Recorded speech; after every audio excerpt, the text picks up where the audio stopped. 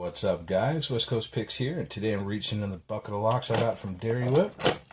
I'm pulling out this rim cylinder. It looks like a brand new rim cylinder. I think this is the key for it. I had it right next to it in the bucket, and it looks like all the other locks have keys for them. So I think this is the one. It's called Multi by Dairywhip, and it looks like it's his 8th lock. So you all see how much goodness he was able to pack into this rim cylinder. I have a mummy key, of course, and once I get this open, I will open up that key and test it out in the lock, like I like to do. I think that's good. We will go top of the keyway and use this kind of a medium hook here. Lock this key on display there. Alright. Well, let's give this thing a shot.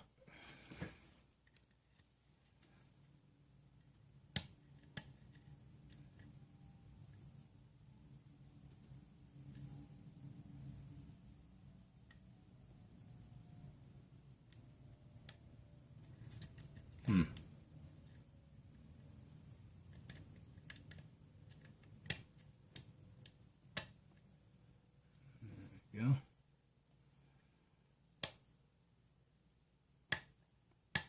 Oh, 2 gave me a bunch of clicking. Maybe a tiny bit of a full set. 1 springy the whole time. And a couple out of the back here.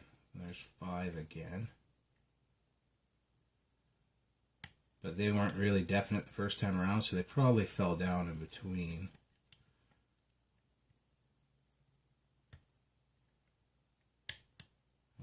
More out of 4.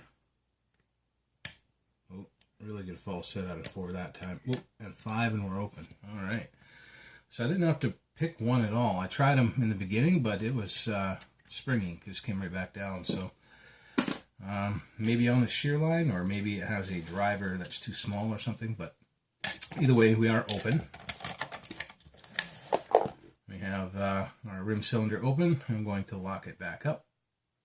And we are going to open up this key and try it out. So I like to do that.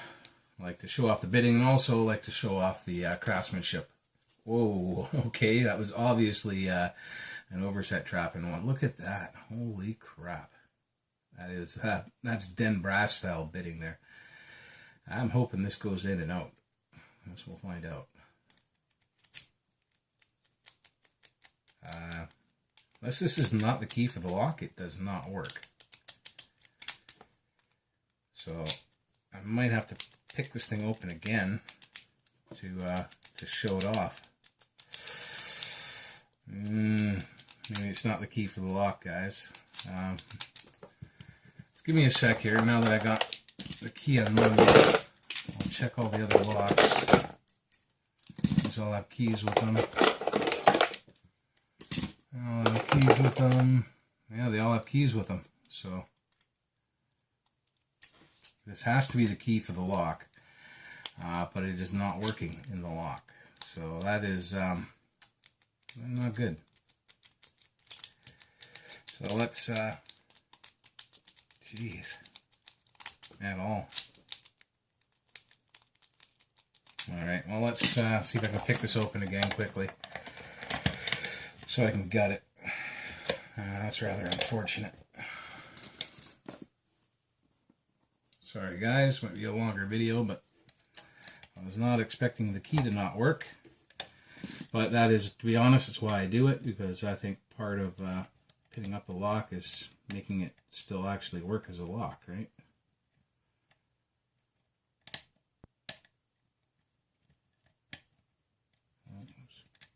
Five.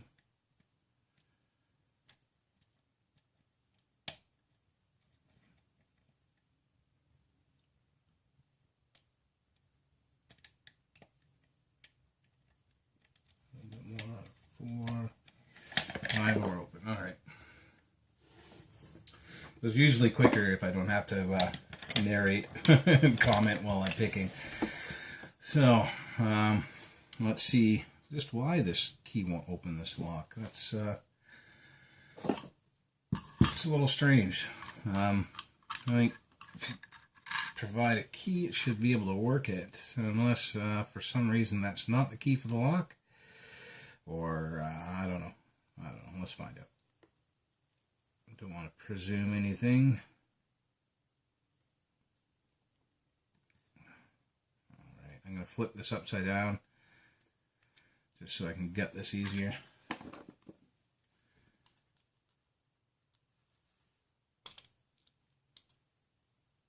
Got a bastard of a clip.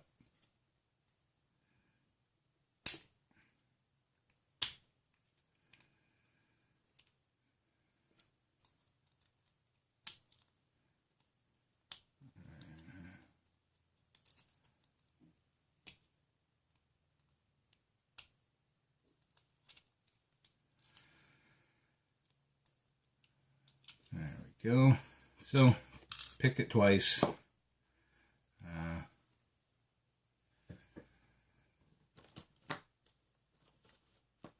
Wasn't super hard.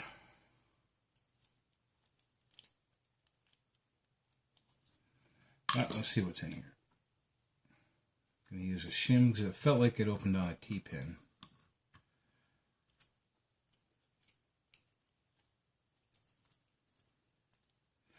That's why I check the key in the lock too, because it's, I think, part of lock making is being able to have a lock function as a lock still. And if it doesn't work with a key, then it's not much of a lock. Alright, so we have our overset trap on 1 for sure. Where'd that key go? Alright, so let's see why it didn't work here. Looks like it didn't work because the last pin is like a multi-lock pin-in-pin style pin, and the center does not come up to the shear line, which means there is a pin in the back here, pin-in-pin as well, that does not make a shear. So that is a not good. Yeah, making pin and pins in a regular pin tumbler, it's prone to failure almost every time. I have one here from Trekmaster that's locked up that you can't even get a key into it. The key that it came with, you can't even get it in there because without individual springs on the inner and outer, the inner is just free to move around and get stuck up on the drivers and all that stuff. So they're just prone to failure. I mean, you have to design these things right from the beginning. You can't just aftermarket,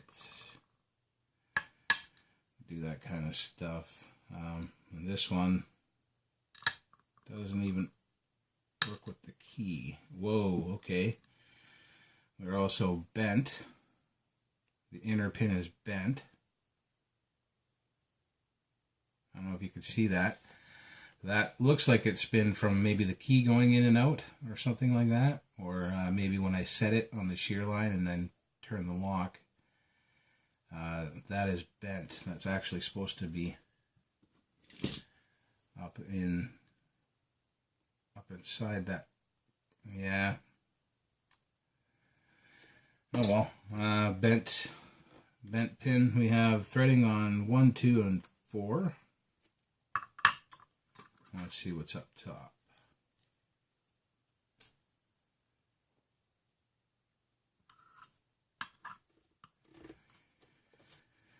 Yeah, it's the main reason why multi-lock uses steel pins, because brass, it's not really strong enough for that thin of a pin that's going to be pushed on with the key.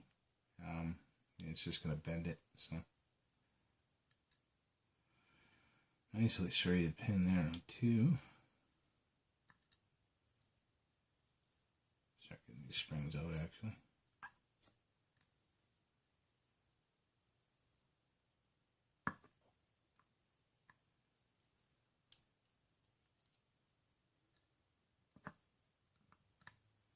And last, it is a and pin,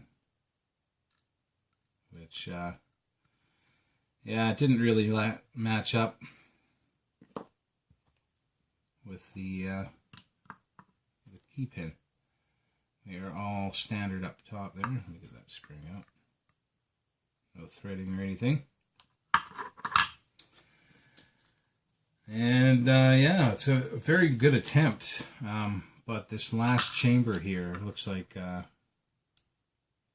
went awry. That probably did line up when he first made it, but you know, after using the key a couple times, I guess, or the 1 or 2 times I tried it, it bent that key pin. I didn't even push very hard. Maybe it happened when I set it. I'm not sure, but that is like crimped in there. I'm not even sure how I'm going to get this back together. I'll probably try to force that out and bend it back, and hopefully that'll work. But very nice attempt, and it was a fun pick regardless. It just does not function as a lock. Alright guys, sorry about the long video, but we'll go over these pins pretty quick here. This is what Dairywhip put in multi. So we have some very nice serrated pins here in 1, 2, and 4. 3 is a standard, and 5 is our one that looked like it messed up. I'm not sure how.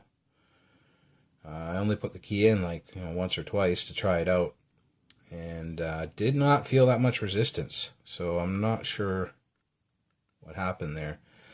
And then up on the top we have a standard on 1. This was our overset trap, by the way, that I never fell into because it was springy, and then by the time I got back around to it, it wouldn't set. We have serration on 2, very nice serrations. Standard on 3, some nice serrations on 4, and a very nice pin on 5 in the driver section. So just tips for the future for Dairywhip if he's open to analysis here. I would stay away from doing these style of pins.